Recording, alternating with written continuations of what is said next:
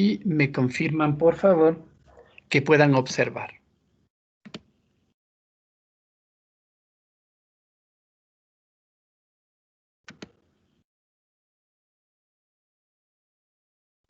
¿Me confirman, por favor?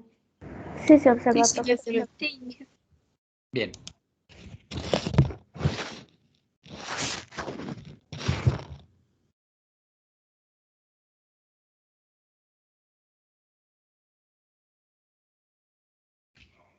Vamos entonces a proseguir, ¿no? Bien, como les decía, el día de hoy vamos a hablar de disoluciones ideales, ¿no? Entonces ya habíamos empezado a hablar nosotros de disoluciones en general y tomando en cuenta pues la respectiva información que vimos ya en clases pasadas, pues vamos a ir complementando lo recibido, ¿no? Las disoluciones ideales, pues eh, para entender, pues vamos a empezar con su conceptualización, ¿no? Y de antemano, pues lo que yo les quisiera hacer notar es lo siguiente, ¿no? Bien, probablemente en la química general, básicamente se estudian a las disoluciones sin necesidad de entrar en detalles de cómo suceden o cómo interaccionan las moléculas de los componentes, ¿no? Desde el punto de vista de la química general, digamos así, en las disoluciones solo nos interesa conocer cuáles son las sustancias involucradas en las disoluciones, es decir, cuál es el disolvente, cuál es el soluto, básicamente, o los solutos. Y a partir de eso, pues, se hacen una serie de cálculos, ¿no? Cuando hablamos de disoluciones ideales, en este caso desde el punto de vista físico-químico, sí nos interesa saber qué es lo que sucede a nivel molecular. Es decir, cómo interactúan las moléculas tanto del soluto, ¿no es cierto?, como las moléculas del disolvente al formar una disolución, ¿no? Sabemos ya que es una disolución de forma general. Ahora vamos a acoplarnos a este término de ideal, ¿no? Ustedes también en química general desde el colegio seguramente estudiaron el estado gaseoso. Y cuando estudiaron el estado gaseoso, en algún momento toparon el tema de gases ideales, gases reales, ¿no? Tomando en cuenta que todo lo que tiene que ver con ideal es justamente algo hipotético, ¿no? Que sirve obviamente para digamos, la aplicación de ciertas teorías, la aplicación de ciertas ecuaciones, ¿no? Y para entender el estado gaseoso en ese caso, ¿no? En este caso, las disoluciones ideales también son disoluciones que tienen un comportamiento muy especial, que se acerca a algo ideal, ¿no? Contrario a las disoluciones ideales, tenemos aquellas que se consideran no ideales o también podemos decir disoluciones reales, ¿no es cierto?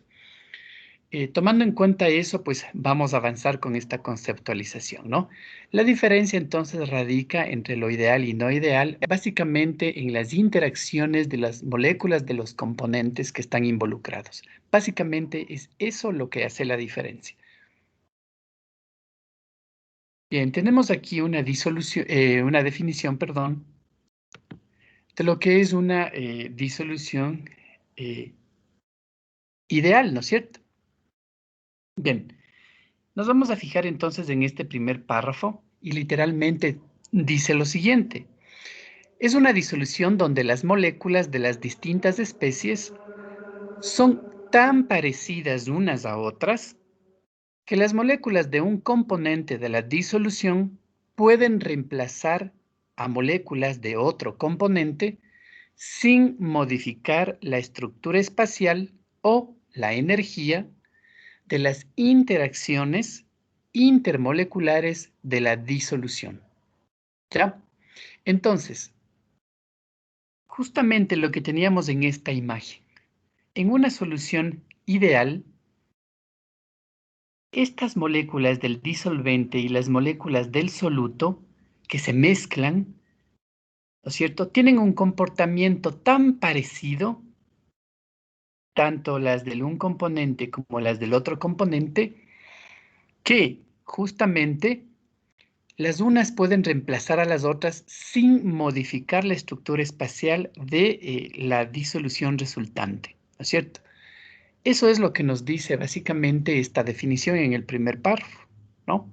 Entonces, las especies en este caso se parecen tanto, ¿no es cierto? Y eso es lo ideal justamente, ¿no? Que imaginar dos especies químicas diferentes, pero que a nivel molecular se parecen tanto, que unas podrían reemplazar a las otras, espacialmente hablando en la estructura, ¿no? Y también la situación energética tampoco sería alterada, digamos así, ¿no? Obviamente esto es lo ideal, pero en la realidad obviamente no sucede esto siempre. Bien, primero partamos entonces de lo ideal y volvemos a algo que de alguna manera mencionamos ya en la clase pasada o en clases pasadas.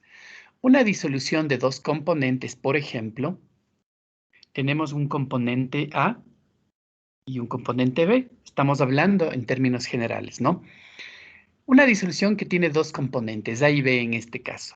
Es ideal o se la considera ideal si, justamente lo que dijimos en el primer párrafo, las interacciones entre las moléculas A, es decir, entre las moléculas del componente A, ¿no? Las interacciones entre A y B, es decir, estas moléculas con las moléculas del componente B que interaccionan y también las interacciones entre B y B, solo entre las de B y B. Se consideran iguales o son iguales. En ese caso, se habla de una disolución ideal o tendríamos el caso de una disolución ideal. Esta situación se da aproximadamente en ciertas o con ciertas especies isotópicas, ¿no? Recordemos nosotros que es un isótopo. En química general, ¿qué era un isótopo? ¿Quién me ayuda recordando eso?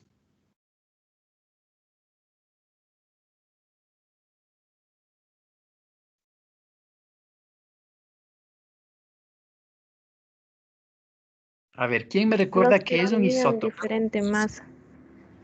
¿Ya? ¿Qué más? Era el Diferente que masa. tenía un Pedro. número atómico, pero diferente número más. En su núcleo. Exacto, ¿cierto? Y justamente eran, pues, pequeñas variaciones de un mismo elemento, ¿no es cierto? Esas son las especies isotópicas. Me parece que a ustedes también yo les dije que en la tabla periódica, por ejemplo, nosotros tenemos ubicados los diferentes elementos en la misma, ¿no es cierto? De acuerdo a las propiedades de los elementos. Entre las propiedades que se describen aparece el peso atómico o masa atómica. ¿Cuánto pesa, por ejemplo, el hidrógeno, de acuerdo a la tabla periódica? Uno aproximadamente. Redondeando 1, ¿no es cierto? Ese es el peso atómico del hidrógeno. Y así encontramos ese dato de peso atómico para cada uno de los elementos conocidos, ¿no? Pero ese peso atómico es el promedio, ¿no es cierto? Se hace un cálculo para determinar el peso atómico de cada elemento conocido. Se hace un promedio entre el porcentaje de abundancia de cada isótopo de cada elemento que existe, obviamente, en la naturaleza, ¿no? La gran mayoría de elementos existen en más de una forma, es decir, más de un tipo de zinc, más de un tipo de cobre, más de un tipo de yodo, etcétera, ¿no? La gran mayoría de estos elementos tiene varias formas, ¿no?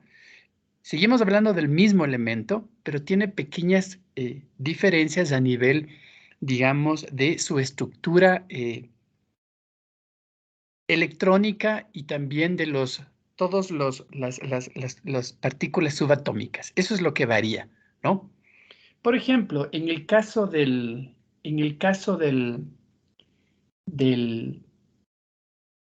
carbono, tenemos varias especies de carbono. Carbono 12, carbono 13, carbono 14, ¿no? Entonces, estamos hablando de diferencias dentro de un mismo elemento, ¿no? Estas especies, por ejemplo, cuando están combinadas, actúan obviamente de una forma ideal, porque estamos hablando prácticamente del mismo elemento, que tiene pequeñísimas diferencias. También, las disoluciones que tienen un comportamiento ideal son aquellas que son muy, muy diluidas. Aquellas soluciones o disoluciones muy diluidas, ¿no? También presentan comportamiento ideal.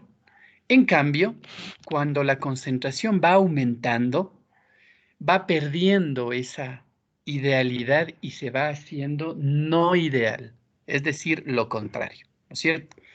Bien, finalmente, esta información importante dice que las soluciones ideales generalmente siempre obedecen a una ley muy famosa que se llama la ley de Raoult, ¿no? Ya vamos a ver esta ley de Raoult, que está relacionada con las presiones de los componentes, las presiones totales y también la fracción molar de los componentes involucrados en una mezcla, ¿no? Especialmente desde el punto de vista de los gases, ¿no? Entonces, cuando las soluciones se acercan u obedecen a la ley de Raoult, se dice que son ideales. Y mientras se van alejando de la ley de Raoult, del enunciado de la ley de Raoult, pues obviamente van convirtiéndose en soluciones o disoluciones no ideales, ¿no? Bien, aquí tenemos, por ejemplo, lo siguiente.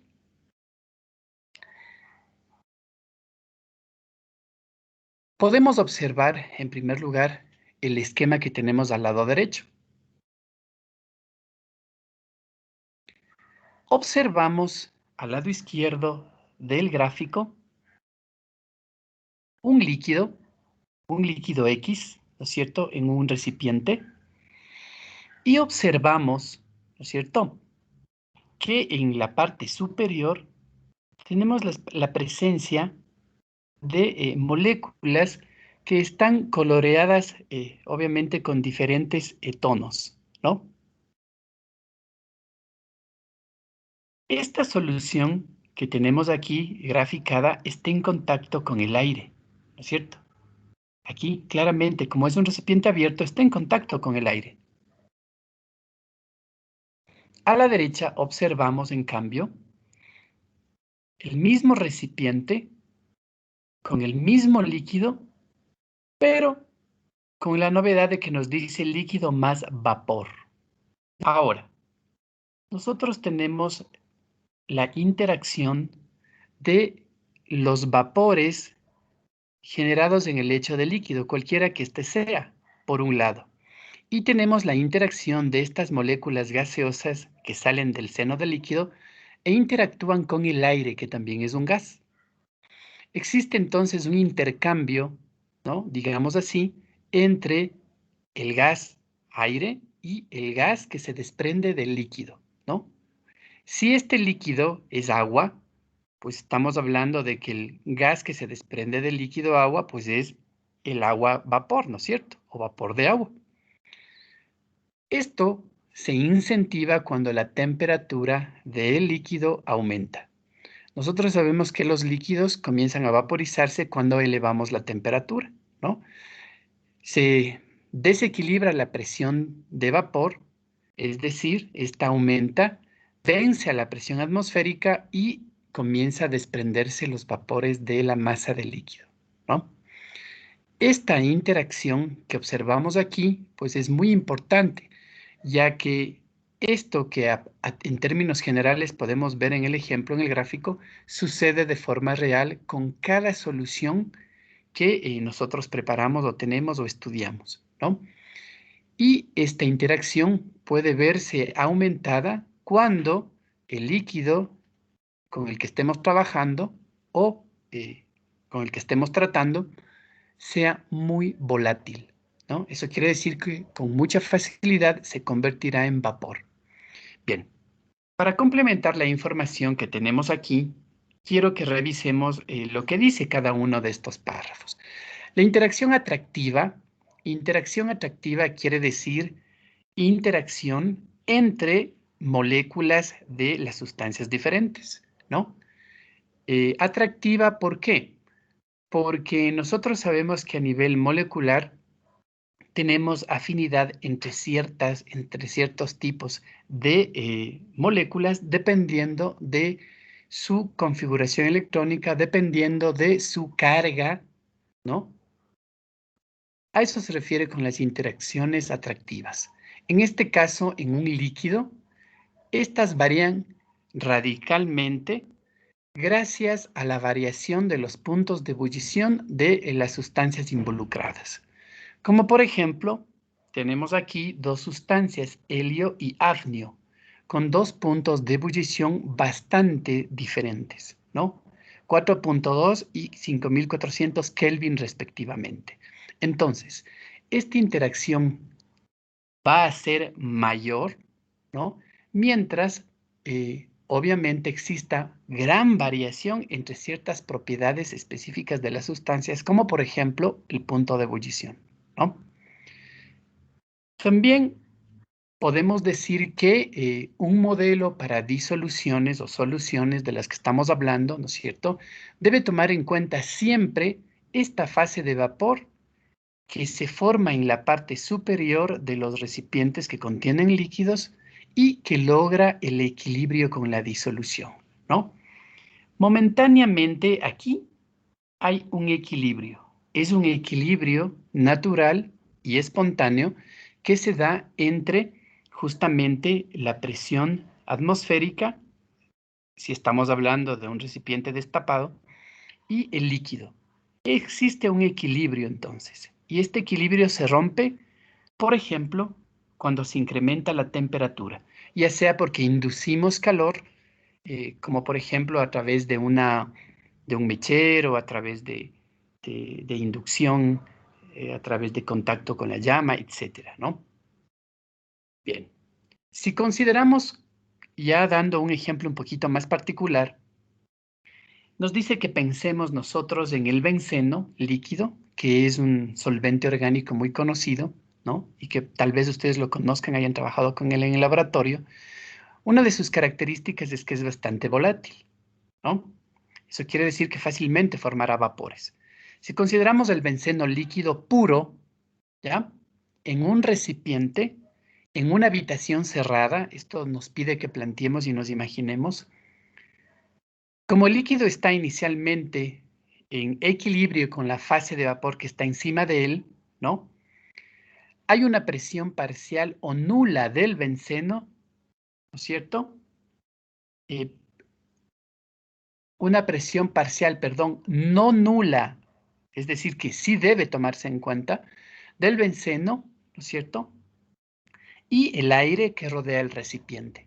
Entonces nosotros sabemos que cuando hay equilibrio, pues hay justamente esta estabilidad entre la presión atmosférica y la presión de vapor, digamos así, del líquido en cuestión, en este caso el benceno, ¿no? Que obviamente está rodeando por la parte que esté descubierta o en contacto con la atmósfera. A esta presión se le denomina obviamente presión de vapor del benceno y a una temperatura ambiental específica en la que se esté trabajando, ¿no? Entonces, este equilibrio se da de forma espontánea siempre. Si estamos hablando de temperaturas ambientales o temperatura al ambiente, pues estamos hablando de temperaturas que no van a ser demasiado altas, ¿no? Salvo, pues obviamente, que la atmósfera esté muy caliente. En este sentido, pues inicialmente tenemos esta presión de vapor del benceno, que es la sustancia que en este caso está volatilizándose y que inicialmente está en equilibrio, ¿no? Pero siempre esta zona por encima del líquido será la que contiene estas moléculas que están en equilibrio, ¿no? De vapor del benceno. Obviamente, los olores, conforme nos vamos alejando del radio de donde está ubicado el recipiente en la habitación cerrada, pues van a ser menores, ¿no? Los olores me refiero. Mientras yo más me acerco, en cambio, voy a percibir de manera más clara los olores o los vapores del benceno en este caso. pero mientras me alejo, pues voy a percibir menos. Si estamos a temperatura ambiente, ¿no? Obviamente esto cambiaría radicalmente si yo caliento el recipiente y obviamente por conducción, en este caso, se calienta el líquido y aumenta, se rompe el equilibrio, hablando de la presión de vapor con respecto a la presión atmosférica, y aumentaría esta emanación de vapores, ¿no es cierto? Ya no tendría solo el equilibrio aquí cerca de la superficie del líquido, sino que poco a poco las moléculas del benceno estarían cada vez más hacia afuera, ¿no? Hasta que terminaría, si yo sigo calentando, de volatilizarse el 100% del líquido, ¿no es cierto? Y esto obviamente se reduciría, ¿no? El volumen. Si yo induzco a la ruptura de ese equilibrio de la presión de vapor del benceno que hemos mencionado. Ahora nos dice lo siguiente. ¿Qué ocurre cuando añado tolueno al recipiente? Tomando en cuenta que ya originalmente tuve un primer recipiente que tuvo, por ejemplo, benceno, ¿no es cierto? Al mismo recipiente nos dice en la siguiente diapositiva que le vamos a agregar tolueno. El tolueno es otro solvente orgánico también que tiene características de alguna manera parecidas al benceno, ¿no? Y esto es lo que nos plantea a continuación. ¿Qué ocurre cuando añadimos tolueno al recipiente que ya contiene benceno? Pues ocurre lo siguiente. La presión parcial del benceno se reduce. ¿Por qué se reduce? Porque tenemos un nuevo líquido que también es volátil presente en la mezcla. Eso quiere decir que el tolueno también comenzará a producir vapores, ¿no? Y que también habrá el mismo equilibrio inicialmente cuando estamos a temperatura ambiente. Los vapores de tolueno obviamente estarán reemplazando o desplazando en el espacio físico a los vapores originalmente generados por el benceno, ¿no? Entonces lo que nos dice es lo siguiente, la presión parcial del benceno se reduce. La fase de vapor ahora contiene los dos vapores procedentes de benceno y de tolueno, ¿no es cierto? Esta mezcla tiene la particularidad de que para lograr el equilibrio con la presión atmosférica, ¿no es cierto? El mismo caso que mencionamos aquí al inicio, pero ahora tenemos dos sustancias líquidas volátiles. En este caso, esta mezcla en particular,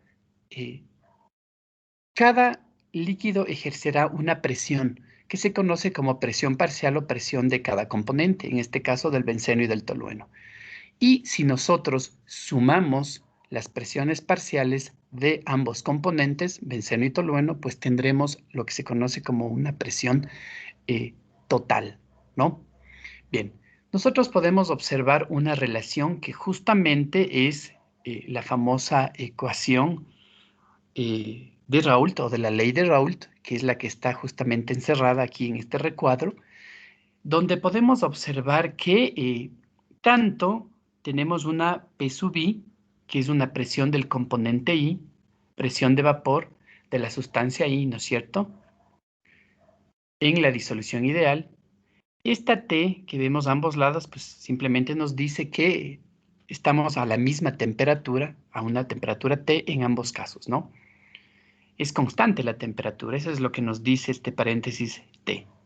X sub I es la fracción molar de la sustancia I en la fase líquida, ¿no? Es decir, en la disolución. Y P sub I asterisco, como podemos observar, en cambio, es la presión de vapor de la sustancia I. En este caso podríamos hablar del benceno, ¿no? Y luego del tolueno por separado. Nos dice sustancia pura, ¿no? Es decir, el tolueno puro o el benceno puro, respectivamente, ¿no? Esta es entonces la ecuación que establece que la presión parcial de cada componente, como ya lo dijimos, es directamente proporcional a la presión de vapor, ¿no es cierto?, de la correspondiente sustancia pura, y también nos indica esta misma ecuación que X sub I representa una constante de proporcionalidad, ¿no? Recordemos que X pues, es una fracción molar de la misma sustancia involucrada, ¿no? Esta es la ley de Raoult. Y las disoluciones que cumplen con esta ecuación o con esta ley, pues son ideales. Mientras más se alejan del comportamiento de la ley de Raoult, pues se dice que son no ideales.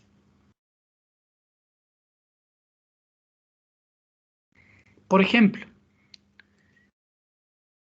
aquí tenemos un pequeño ejemplo que está incompleto, que quisiera que ustedes me ayuden a completar, y dice lo siguiente.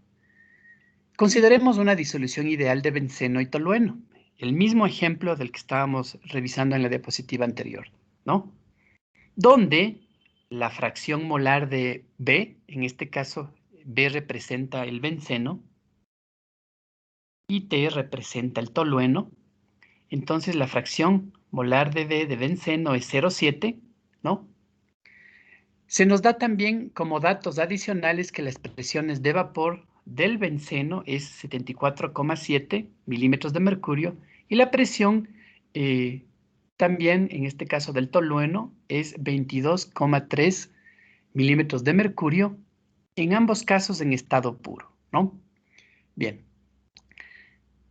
Si nosotros tenemos una mezcla de benceno y tolueno, recordando el concepto de fracción molar, ¿cuál es el valor máximo que puede alcanzar la fracción molar de una mezcla? En este caso, benceno-tolueno.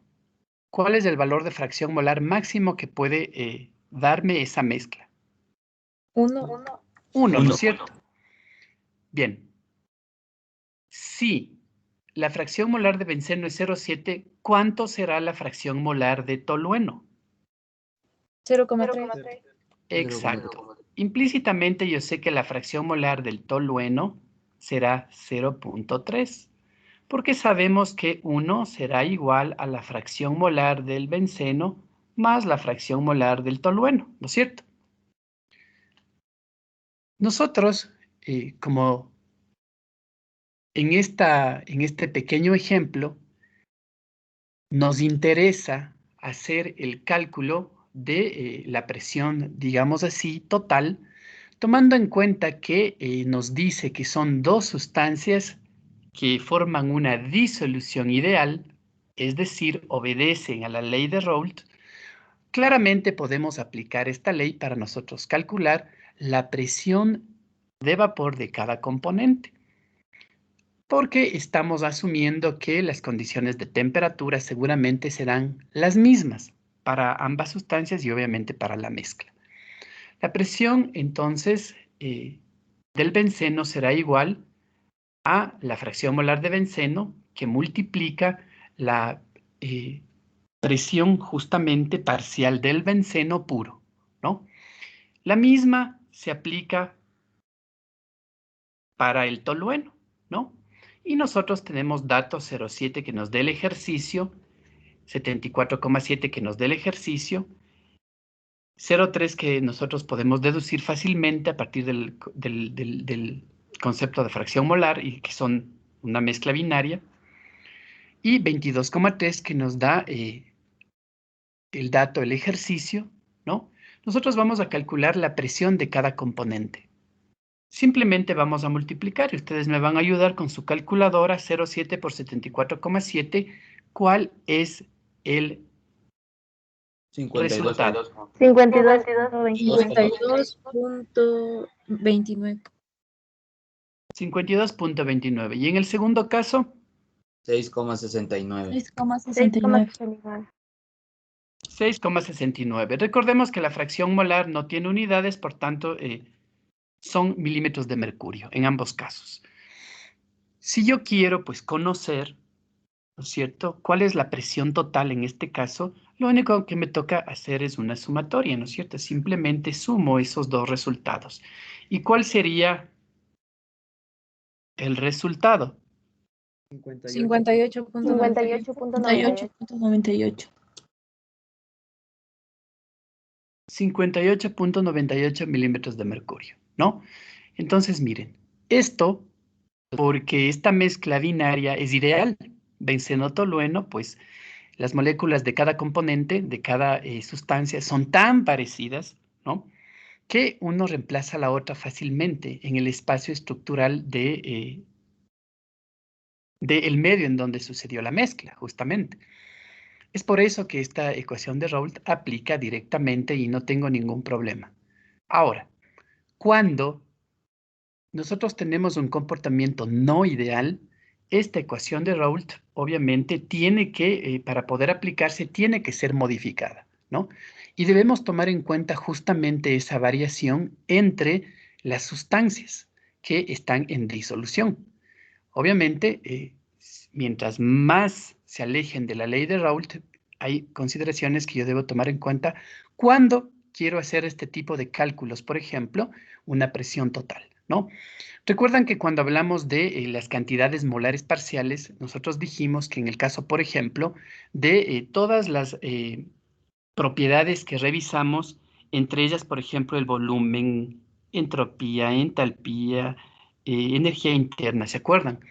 Nosotros dijimos que en ese caso no eran aditivos, ¿se acuerdan? Los valores, porque lo que matemáticamente podía pasar físicamente era diferente si hacíamos el ensayo en un laboratorio, ¿no? Que la sumatoria de dos volúmenes debe ser igual a la suma de los dos volúmenes originales, y eso no se cumple, ¿no? En este caso, en la ley de Raoult, también sucede lo mismo. Tenemos un comportamiento ideal que obedece a Raoult y tenemos el comportamiento no ideal o real, que es el que se aleja de Raoult, ¿no? En ese sentido, para calcular, por ejemplo, presiones y otras propiedades coligativas de la materia, de disoluciones que son no ideales, nosotros tenemos que tomar en cuenta ciertas características que ya veremos un poquito más adelante cuando apliquemos. En este momento, pues quería que se den cuenta de cuando tenemos un comportamiento ideal y simplemente aplicamos directamente una ecuación, ¿no? En este caso tenemos una mezcla de dos componentes, ¿no? Dos líquidos. En el caso de mezclas de líquidos, ¿no? Nosotros podemos hacer justamente referencia a la presión porque los líquidos siempre van a formar vapores, ¿no? Y más aún si sube la temperatura. Asimismo, nosotros tenemos otro tipo de interacciones de otras variables, aparte de presión, ¿no?, que también pueden tomarse en cuenta cuando hagamos el análisis de esas disoluciones también, ¿no? Aquí ustedes tienen una gráfica, ¿no?, de la ley de Raoult para el ejemplo benceno-tolueno que acabamos de ver, ¿no? Tenemos un gráfico en dos ejes. En el eje de las Y vemos la presión en milímetros de mercurio. En el eje de las X tenemos la fracción molar en función del benceno, ¿no? Y podemos observar tres líneas de diferentes colores. Observamos la línea de color azul que representa, ¿no es cierto?, en este caso al benceno, el comportamiento del benceno, ¿no? Lo vemos aquí. Tenemos la línea roja que representa la otra sustancia, al tolueno, ¿no? Y lo vemos aquí. Y observamos también la línea verde que representa la sumatoria, ¿no?, que es justamente la línea verde. Benceno más tolueno, ¿no? Bien, gráficamente entonces nosotros podemos observar, ¿no?, y recordar que estamos hablando de presión. Recuerden que nosotros, por ejemplo, a lo largo de la fracción molar, desde 0 hasta 1, que es lo máximo, ¿no?, estamos hablando en función de fracción molar de benceno, ¿no? Obviamente, si tenemos una mezcla, si yo tengo 0,8 de benceno, quiere decir que lo otro, pues, es tolueno, ¿no es cierto? Y así también, y viceversa también, ¿no es cierto? Si me voy alejando del benceno, quiere decir que va aumentando el porcentaje de tolueno. Cada una de estas líneas, pues, representa simplemente un conjunto de puntos que nosotros finalmente podemos echar perpendiculares desde cada una de ellas, ¿no?, tanto al eje Y como al eje X, y podemos observar los valores directamente en el gráfico, ¿no? En este caso, pues, es simplemente la ley de Raoult para una disolución ideal. Cuando se trata de soluciones ideales, las líneas que describen cada componente y la sumatoria de los componentes suelen ser líneas rectas, como vemos en este gráfico. En cambio, cuando tenemos soluciones no ideales, nosotros nos vamos a encontrar que se aleja mucho de la linealidad y de formar rectas. Tenemos lo contrario de las rectas, que son las curvas, ¿no? Entonces vamos a tener casos diferentes, como por ejemplo de esta manera, ¿no? Cuando tengamos soluciones no ideales. En este caso, las líneas rectas en los gráficos me hacen pensar que son disoluciones ideales, mezclas ideales en este caso, de dos componentes líquidos como el benceno y el tolueno. Bien, aquí tenemos ejemplos de disoluciones ideales, ¿no? Es decir, estos pares de sustancias que aparecen en cada una de las viñetas representan sustancias que a nivel molecular son muy, muy similares, ¿no? Y tenemos, fíjense, el bromoetano y el cloroetano, ¿no? Entonces, básicamente tenemos un etano sustituido en ambos casos. En el primer caso por cloro y en el segundo caso por bromo. Recordemos que el cloro y el bromo están en la misma familia. Y obviamente el etano es la misma sustancia, no es un alcano gaseoso que fácilmente puede halogenarse, ya sea con bromo o con cloro. También podríamos tener algo similar con el flúor y con el yodo, que están en la misma familia, pero ejemplos representativos son el bromoetano y el cloroetano, ¿no? En este caso, pues tienen un comportamiento ideal. Todos estos ejemplos son ideales, por lo tanto, las gráficas van a ser líneas rectas, básicamente, ¿no? El benceno tolueno, que ya lo vimos, el hexano y el heptano, ¿no?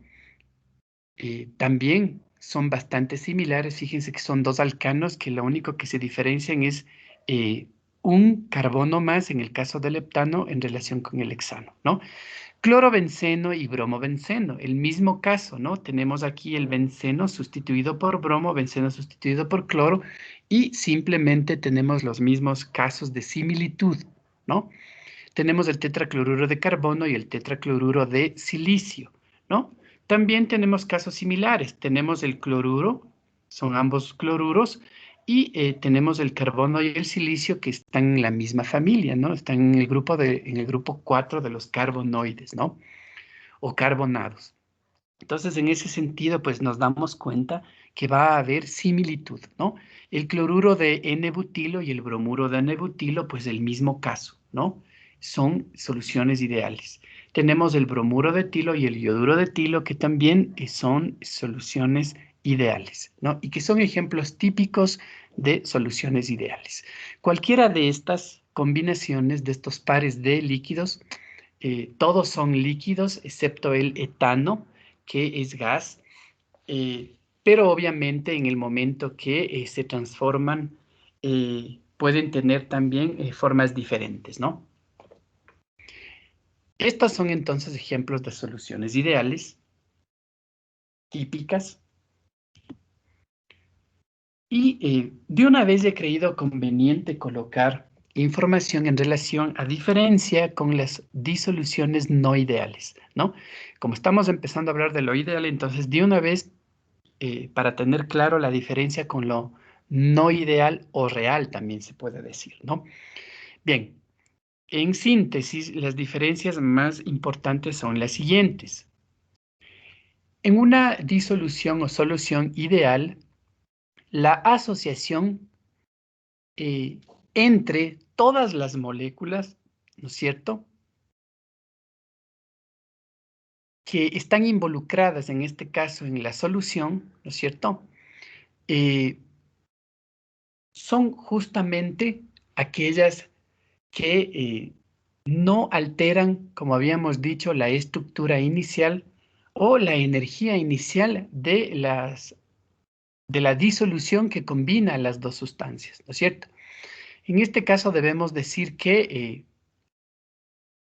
tenemos esa estabilidad, esa similitud, ese comportamiento igual, ¿no es cierto?, esa asociación igual, digamos así, entre las moléculas. En el caso de las no ideales, en cambio, hay una diferencia, porque ya vimos que existe la posibilidad de que exista interacción entre los solutos, entre solvente-soluto y también entre el solvente, ¿no? Moléculas de cada uno de los componentes. De esta manera, mientras más activas son esas interacciones, pues más diferencia habrá con lo ideal. Asimismo, la variación de la entalpía, hablando ya de energía en las soluciones ideales, es cercana a cero, ¿no? Mientras que esta diferencia entre la entalpía en las soluciones no ideales, pues suele ser o bien positiva o bien negativa, pero lejos de cero, ¿no? Eso quiere decir que si graficamos o si colocamos en la recta numérica, ¿no es cierto?, los valores de, en este caso, la entalpía, ¿no es cierto? En el caso de las soluciones ideales, la entalpía, los valores de entalpía van a estar muy cerca de cero. En el caso de las soluciones no ideales, en cambio, pues o vamos a tener que se alejan del cero hacia lo positivo, o se alejan también del cero a la izquierda hacia valores negativos. Otra cosa importante, hablando de cambio de entalpía o delta H, ¿no es cierto? Las soluciones altamente diluidas, como ya lo dijimos, podrían tener un comportamiento ideal, pero hablamos de muy diluidas, ¿no? En cambio, las que son muy concentradas, pues son no ideales, como ya lo dijimos, ¿no? Entonces, asimismo, recuerden que las concentraciones, pues podemos tener valores bajísimos y en ese caso nos acercamos a la idealidad. Valores más altos, pues nos alejamos de la idealidad. Y finalmente, las soluciones ideales, bueno, en esta diapositiva, normalmente siguen, como ya dijimos, la ley de Raoult. Y obviamente las no ideales, pues lo contrario, no siguen la ley de Raoult, ¿no? Otra diferencia importante, el calor no se absorbe ni se desarrolla en una solución ideal. En cambio, el calor se absorbe o se desarrolla en las soluciones no ideales, ¿no? Eso quiere decir que se ratifica lo que dijimos de la entalpía, ¿no? El cambio de energía. Y también, por ejemplo, así como tenemos ejemplos de soluciones ideales, también tenemos, pues, de las otras, ¿no? De las soluciones que se alejan de la idealidad o son soluciones no ideales. En este caso, pues, estarían probablemente todas las soluciones posibles que existen en el laboratorio, ¿no es cierto? Diferentes a las ideales que hemos mencionado. Y aquí tenemos también ejemplos clásicos de soluciones no ideales, como por ejemplo el alcohol metílico y el agua, ¿no? La acetona y el etanol, la acetona y el disulfuro de carbono, el cloroformo y el benceno, el ácido nítrico y el agua, el ácido clorhídrico y el agua, un ácido fuerte y el agua normalmente, o una base fuerte y el agua, ¿no? Son ejemplos de soluciones no ideales, ¿no? Recordemos que lo no ideal también equivale a decir real, ¿no? Bien, recuerden que ustedes en laboratorio probablemente manipularon o prepararon incluso soluciones con ácidos y agua, con bases y agua, ¿no es cierto? Esas se tratan, pues, obviamente de soluciones reales, ¿no? En sí, como no se estudió en ese momento el comportamiento a nivel molecular, pues obviamente ahora nos damos cuenta que existe una diferencia, sobre todo a nivel molecular, y esto altera obviamente la termodinámica de estos sistemas, ¿no? Hablo de las disoluciones.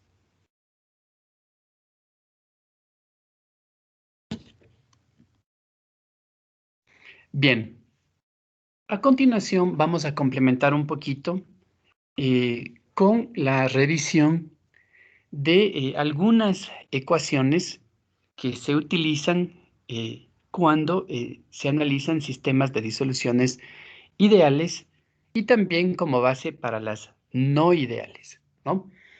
En algunos casos, pues, van a aparecer una serie de pasos en donde se deducen ciertas fórmulas, ¿no? En este caso, lo más importante es que ustedes observen el punto de partida y a dónde llegamos. porque lo que más interesa es justamente eso, ¿no? Obviamente hay pasos, hay mecanismos que aparecen en la deducción de ecuaciones, pero como yo les decía, la comprensión se realiza al 100% cuando se aplican las ecuaciones, ¿no es cierto? Pero sin embargo, pues es necesario que se vea, pues en algunos casos, de dónde salen o de dónde aparecen justamente las variables que se van involucrando en las diferentes ecuaciones, ¿no? Entonces vamos a ver la forma analítica del potencial químico en disoluciones líquidas ideales, ¿no? Bien, soluciones líquidas ideales. Entonces vamos a ver justamente información al respecto. Si yo tengo una disolución que está en equilibrio con el vapor que esta misma genera, ¿no es cierto? Se establece o se define que el potencial químico del disolvente, ¿no es cierto?, tiene el mismo valor en la disolución que el vapor, ¿no?, de ese mismo líquido, obviamente. Y esto se cumple, pues, al verificar esta primera relación que aparece aquí, ¿no? Nu del líquido es igual a nu del vapor. En este caso, nu lic es el potencial químico del disolvente en la fase líquida y nu vap representa el potencial químico del disolvente en el vapor. Entonces, potencial químico del disolvente, nu lic, nu vap, potencial químico del disolvente en el vapor. ¿Ya? Tomando en cuenta que el vapor, ¿no es cierto?,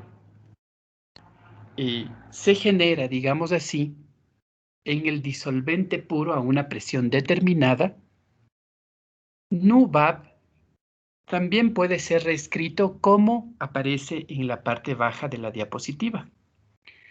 Es decir, nu del vapor también puede representarse con nu del vapor, ¿no?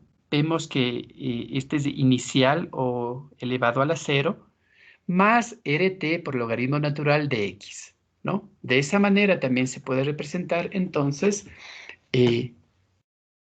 la ecuación en donde aparece tanto nu del líquido y nu del vapor, ¿no? Entonces, de esta manera también aparece una relación en donde aparecen justamente estas variables, ¿no? Recordando que en este caso, como estamos hablando de la presencia de vapores, aparecen algunos valores como constante R, que seguramente ustedes ya estudiaron cuando definieron la ecuación de los gases ideales, ¿no es cierto? Donde aparecía justamente esta constante R, ¿no? T obviamente representa la temperatura a la que se da ambiental o a la que está sometido el sistema, la solución. Logaritmo natural de X, pues obviamente, recordando que X, pues obviamente representa al componente, a uno de los componentes que pueden estar en la mezcla, ¿no? Y básicamente este componente puede estar ya sea definido como masa o como fracción molar, de acuerdo pues a la necesidad y a la disponibilidad de los datos, ¿no? En el caso de un ejercicio, por ejemplo. Bien, si nosotros aplicamos la ley de Raoult, ¿no?, que aquí aparece pues descrita de una manera muy simple, recordamos que teníamos la presión de un componente que era igual a la fracción molar de ese componente por la presión de la sustancia involucrada en estado puro, ¿no es cierto? ¿Se acuerdan? Aquí también nosotros podemos entender que la presencia de este cero encima, pues generalmente puede representar los estados iniciales cuando tenemos sustancias puras, ¿no? O en estado puro, ¿no? Cuando desaparece justamente este valor, pues podemos decir que tenemos a una sustancia no pura, ¿no? Bien, si aplicamos entonces la ley de Raoult a la ecuación que vimos en la diapositiva anterior en la parte baja, puede reescribirse tal cual como aparece aquí, ¿no? En donde nu del líquido es igual a nu del vapor puro, digamos así, más RT, logaritmo natural, de la presión del mismo componente puro, más RT, logaritmo natural de X, recordando pues obviamente que X podría representar una fracción molar o una masa directamente, ¿no? Bien, si estuviese en equilibrio el disolvente puro con el vapor, nos dice, la presión P sería igual a P0, ¿no es cierto? Y en las condiciones de equilibrio se tendría lo que observamos aquí escrito con azul, ¿no? Es decir, nos dice que de alguna manera nosotros podríamos reescribir que la presión se igualaría, la presión P se igualaría a la presión del mismo, de la misma sustancia líquida, pero en estado puro, ¿no es cierto? En el equilibrio, es decir, como el vapor está en equilibrio, pues en este caso P sería igual a la misma presión del líquido puro, no habría diferencia. En ese caso, pues tendríamos el caso que observamos en la ecuación de la parte intermedia de la diapositiva, ¿no? Donde el nu del líquido puro pues representa el potencial químico justamente del disolvente o del solvente en estado puro, ¿no? Y si a esta ecuación que observamos le restamos la anterior que anotamos, pues tendríamos lo que observamos aquí abajo, ¿no? Esto, pues, tal cual como observamos en la parte baja de la diapositiva, simplemente nos ayudaría, pues, a determinar justamente el potencial químico de los componentes en estado puro de una mezcla cualquiera, ¿no es cierto? Aquí tenemos un poquito ya más simplificada la misma ecuación que observamos en la diapositiva anterior, donde nu es el potencial químico del disolvente, que ya lo dijimos, ¿no es cierto?, en la disolución. Y nu 0 pues representa el potencial químico del disolvente líquido en estado puro, ¿no? En el un caso diluido, digamos así, y U o nu, y nu 0 representa el mismo líquido pero en estado puro, ¿no? Entonces, gracias a esta ecuación, finalmente nosotros podemos determinar el potencial químico del disolvente no puro y del disolvente puro. Asimismo, tenemos una deducción, digamos así, para la determinación del potencial químico del soluto. Primero vimos del disolvente en las ecuaciones anteriores, ahora vamos a hacer mención al soluto en la misma disolución binaria ideal, ¿no? En este caso interfiere la ecuación de Gibbs-Duhem, ¿no? Cuando hablábamos del disolvente, ley de Raoult. Cuando hablábamos del soluto, o cuando hablamos de soluto, pues interviene la ecuación de Gibbs-Duhem. En este caso, nosotros vamos a calcular con esta ecuación el potencial químico del soluto a partir del potencial químico del disolvente, que ya vimos cómo se calcula, en un sistema binario ideal, ¿ya? Entonces, esta ecuación para un sistema binario, ¿no?, nos dice que tenemos en este caso tanto la temperatura como la presión constantes. Y podemos observar aquí la ecuación para sistema binario, para un sistema binario, que sería n de u más n sub 2 de u sub 2 es igual a 0, ¿no? Esta es, digamos, la forma general en donde involucramos justamente los componentes de un sistema binario, es decir, dos componentes. En este caso, los subíndices o las variables que que no tienen subíndice, ¿no es cierto?, se refieren al disolvente. Es decir, esto hace referencia al disolvente. Y los subíndices 2, es decir, esta segunda parte, hace referencia al soluto, ¿no? Entonces, esta sumatoria es igual a 0, ¿no? Si consideramos nosotros lo que observamos aquí, para poder reescribir nuestra ecuación, si consideramos que du sub 2 es igual a todo esto que observamos aquí, n sobre n2 negativo, du, Y también, si tomamos en cuenta que n sobre n2 es igual a x sobre x2, o que hay una relación en estas igualdades, podemos nosotros simplificar esta ecuación de Gibbs-Duhem como aparece en la parte baja de la diapositiva. Du sub 2 es igual al negativo de x entre x al cuadrado du, ¿no? De esta manera, entonces, nosotros involucramos tanto al disolvente como al soluto a través de la ecuación de Gibbs-Duhem. Tendríamos du, como ya dijimos, desde el soluto, y du sub 2, ¿no? Y du solo o sin subíndice sería el disolvente, ¿no? Bien. Asimismo, aquí tenemos de alguna manera pasos adicionales, ¿no? Una diferenciación en primer lugar. Luego tenemos asimismo un reemplazo y finalmente una integración para llegar a una ecuación similar a la que se dedujo para el cálculo del potencial químico del disolvente. En este caso, pues, lo podemos hacer para el soluto, ¿no? Si nos damos cuenta, tenemos justamente el nu sub 2, que es igual a RT, logaritmo natural de x2, que representa, en este caso, pues, como nosotros ya lo dijimos, ¿no? Al soluto, todo lo que tiene que ver con sub 2, más C, ¿no? De esta manera, entonces, nosotros tendríamos la ecuación para la determinación del potencial químico para el soluto de una mezcla binaria ideal.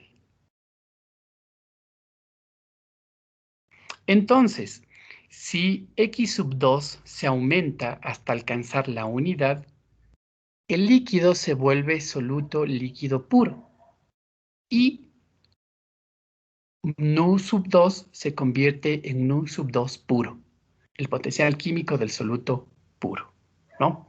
Entonces, asimismo, cuando tengo estos casos, ¿no? Que ya nos daremos cuenta justamente cuando se trata de estos casos, ¿no? Nos dice pues justamente que bajo ciertas circunstancias y tomando en cuenta ciertas consideraciones, como observamos aquí, ¿no? Y tomando en cuenta también lo que ya dijimos en relación a las sustancias puras y el comportamiento de las sustancias que no necesariamente están puras, pero bajo ciertas condiciones se acercan a ese comportamiento, nosotros podemos utilizar finalmente la ecuación que observamos aquí, ¿no? Que es bastante similar a la anterior, simplemente estamos implicando, ¿no es cierto?, el hecho de que el potencial químico del soluto puro, ¿no?, tomaría el valor de C, ¿no?, o se comportaría como una constante, ¿no? Asimismo, nosotros tendríamos, fíjense, una adecuación, digamos así, de la ley de Raoult en relación a al componente, en este caso, el soluto, ¿no? Tomando en cuenta que se involucra las condiciones de la sustancia pura, la fracción molar y también la presión parcial, ¿no? Estas son entonces las consideraciones que hacemos para poder aplicar la ley de Raoult bajo ciertas circunstancias para la determinación de potenciales químicos de solutos. En este caso, seguimos nosotros hablando de soluciones ideales, no se olviden. Bien. Yo creo que nos vamos a quedar hasta aquí. Desde aquí ya vamos a hablar de propiedades, en donde vamos a ver, pues, justamente la aplicabilidad de las propiedades y vamos a tener previo a esto la aplicación de las ecuaciones que ya tenemos deducidas de alguna manera y que están en las diapositivas, ¿no? Entonces, de momento, yo voy a poner mantener para que lo que hemos hecho en las diapositivas anteriores, pues, se quede grabado, ¿no? Entonces, de esa manera, pues al subir, ustedes van a tener con esas anotaciones que se han hecho durante la clase, ¿no? Bien, por el momento nos vamos a quedar hasta